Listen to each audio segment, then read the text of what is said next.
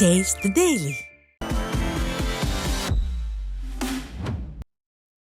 சென்னையில் பொறியியல் பட்டதாரி இளைஞருக்கு அரசு வேலை வாங்கித் தருவதாக 9.5 லட்சம் பணம் மோசடி செய்த பெண் பிடிபட்டார். ராமபுரத்தில் ஜெராக்ஸ் கடை நடத்தி வரும் அஞ்சுகம் என்ற பெண் திருவண்ணாமலை மாவட்டம் வந்தவாசியை சேர்ந்த சக்கரவர்த்தி என்ற இளைஞருக்கு அரசு வேலை வாங்கித் தருவதாக பணம் பெற்று ஏமாற்றியுள்ளார்.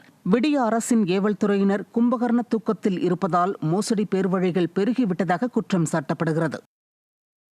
கிருஷ்ணகிரி மாவட்டம் ஊத்தங்கரை அருகே விவசாய கிணற்றிலிருந்து தந்தை மகன் சடலங்களாக மீட்கப்பட்ட சம்பவம் அதிர்ச்சியை ஏற்படுத்தியுள்ளது. திருப்பூர் மாவட்டம் நல்லூரில் டெய்லர் வேலை பார்த்து வந்த பாலாஜி கடன் பிரச்சனையால் மன உளைச்சலில் இருந்ததாக கூறப்படுகிறது. இந்த நிலையில் தனது 5 வயது மகனுடன் உறவினர் திருமணத்திற்காக சென்றிருந்த நிலையில் சாம்பல்பட்டி பகுதியில் தந்தை மகன் இருவரது உடல்களும் கிணற்றிலிருந்து சடலங்களாக மீட்கப்பட்டது. மதுரை மீனாட்சியம்மன் கோவில் மற்றும் அதன் உப கோவில்களின் சொத்துக்கள் மூலம் கிடைக்கும் வருவாய் விவரங்களை தாக்கல் செய்ய அறநிலையத்துறைக்கு உயர்நீதிமன்ற மதுரை கிளை உத்தரவிட்டுள்ளது.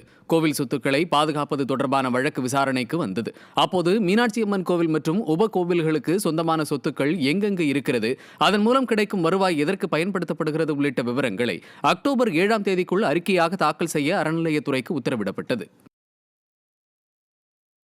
ஈரோடு மாவட்டம் சித்தோடு அருகே பெண்ணிடம் இருந்து 4 சவரன் தாலி செயினை பறித்துச் சென்ற 2 இளைஞர்கள் பிடிபட்டனர்.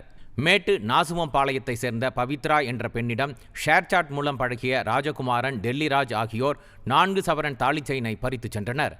திறனற்ற திமுக ஆட்சியில் குற்றவாளிகளுக்கு புகலிடமாக தமிழகம் விளங்குவதால் செயின் பறிப்பு உள்ளிட்ட குற்ற சம்பவங்கள் அதிகரித்துள்ளதாக மக்கள் குற்றம் சாட்டுகின்றனர். கரூர் மாநகராட்சி ஆணையரை கண்டித்து தமிழ்நாடு நகராட்சி மாநகராட்சி அலுவலர்கள் மற்றும் பணியாளர்களின் ஒருங்கிணைந்த குழு சார்பில் கண்டன ஆர்ப்பாட்டம் நடைபெற்றது. மாநகராட்சி ஆணையர் சுதா ஊழியர் விரோத போக்கை கடைபிடிப்பதாக குற்றம் சாட்டப்படுகிறது.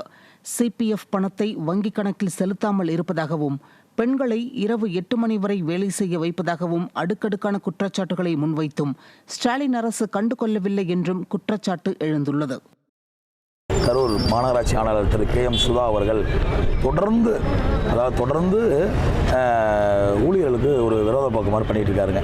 என்ன பண்ணுறீங்கன்னு பார்த்தா எங்களுடைய CPF பணம் இந்த மாநகராட்சி ஊழியர்களோட CPF பணம் பார்த்தீங்கன்னா மாதத்தில் இவ்வளோ தொகைன்னு பிடிப்பாங்க. அந்த CPF பணத்தை 14 மாதம் ஆச்சுங்க. இது வரைக்கும் இன்னும் பணம் கட்டலை. நாங்கள் அன்றைக்கே கோரிக்கை வச்சோம், கட்டுறேன்னாங்க. 14 மாதமாக அந்த CPF பணத்தை அந்த அக்கௌண்ட்டில் செலுத்தலை. இந்த அம்மாவோட பணத்தை பார்த்தீங்கன்னா நீங்கள் வேணால் போய் செக் பண்ணி பார்த்துங்க. இந்த அம்மாவோட பணம் வந்து போன மாதம் வரைக்கும் நாங்கள் ஆக்சுவலாக அது தெரியல, ஆனால் இந்த அம்மா தன்னோட பணத்தை மட்டும் போன மாதம் வரைக்கும் கட்டியிருக்கிறதா தகவல் வந்திருக்கு. அப்போ ஊழியர்கள் பணத்தை கட்டாமல் தம்பணத்தை மட்டுமே கட்டிட்டு இருக்கிறாங்க. கடலூர் மாவட்டத்தில் குறுவை நெல் அறுவடை பணிகள் தீவிரமடைந்துள்ள நிலையில் இடைத்தரகர்கள் குறுக்கிட்டால் நெல் அறுவடை இயந்திரங்களுக்கு மாவட்ட நிர்வாகம் நிர்ணயித்ததை விட 1 மணி நேரத்திற்கு 500 ரூபாய் அதிகமாக கொடுக்க வேண்டியிருப்பதாக விவசாயிகள் வேதனை தெரிவித்துள்ளனர். விவசாயிகளுக்கும் இயந்திர உரிமையாளர்களுக்கும் இடையே இடைத்தரகர்கள் குறுக்கிடுவதை தடுக்க விடிய அரசின் மாவட்ட நிர்வாகம் உரிய நடவடிக்கை எடுக்க விவசாயிகள் வலியுறுத்தியுள்ளனர். கடலூர் மாவட்டம் சேத்தியாத்தோப்பு அருகே மழவராயநல்லூர் கிராமத்தில் ஊராட்சி ஒன்றிய தொடக்கப்பள்ளி வளாகத்தில் சேதமடைந்து ஆபத்தான நிலையில் உள்ள மேல்நிலை நீர்த்தேக்க தொட்டியை இடித்து அகற்ற கோரிக்கை எழுந்துள்ளது. மேல்நிலை நீர்த்தேக்க தொட்டியின் சிமெண்ட் பூச்சுகள் பெயர்ந்து கம்பிகள் வெளியே தெரியும் வகையில் காட்சியளிக்கிறது. அசம்பாவிதம் ஏற்படும் முன் நீர்த்தேக்க தொட்டியை இடித்துவிட்டு புதிதாக அமைக்க கோரி பலமுறை கோரிக்கை விடுத்தும் விடியா ஊராட்சி நிர்வாகம் கண்டுகொள்ளவில்லை என குற்றம் சாட்டப்படுகிறது.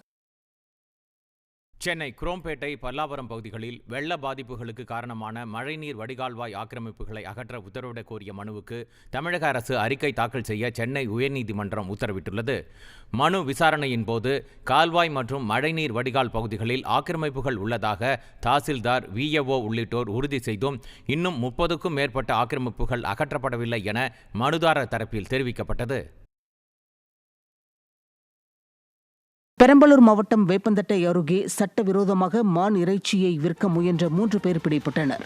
ஈச்சங்காடு பகுதியில் அலெக்சாண்டர், ஜான் ஜோசப் உள்ளிட்ட 3 பேர் சட்டத்திற்கு புறம்பாக 2 புள்ளி மான்கள் மற்றும் ஒரு காட்டுப்பன்றியை வேட்டையாடிய நிலையில் அவற்றின் இறைச்சியை விற்க முயன்றுள்ளனர். விடிய அரசின் வனத்துறை அலட்சியத்தால் வனவிலங்குகள் இறைச்சிக்காக வேட்டையாடப்படுவது அதிகரித்துள்ளதாக குற்றம் சாட்டப்படுகிறது. கரூர் மாவட்டம் புவனகிரி அருகே புதூர் கிராமத்தில் அகிலாண்டேஸ்வரி கோயில் கும்பாபிஷேக நிகழ்ச்சி நடத்த பணம் கேட்ட அறநிலைத்துறை அதிகாரிகளுடன் பொதுமக்கள் கடும் வாக்குவாதத்தில் ஈடுபட்டனர். 82 லட்சம் நிதி ஒதுக்கீடு செய்து கும்பாபிஷேகம் நடத்திய போதும் திருக்கல்யாண நிகழ்ச்சிக்கும் அர்ச்சகருக்கும் 2 லட்சம் தருமாறு அறநிலையத்துறையினர் கேட்டுள்ளனர். இதனால் கும்பாபிஷேகத்திற்கு ஒதுக்கிய நிதியில் முறைகேடு நடைபெற்றதாக கூறி மக்கள் அதிகாரிகளுடன் வாக்குவாதத்தில் ஈடுபட்டனர்.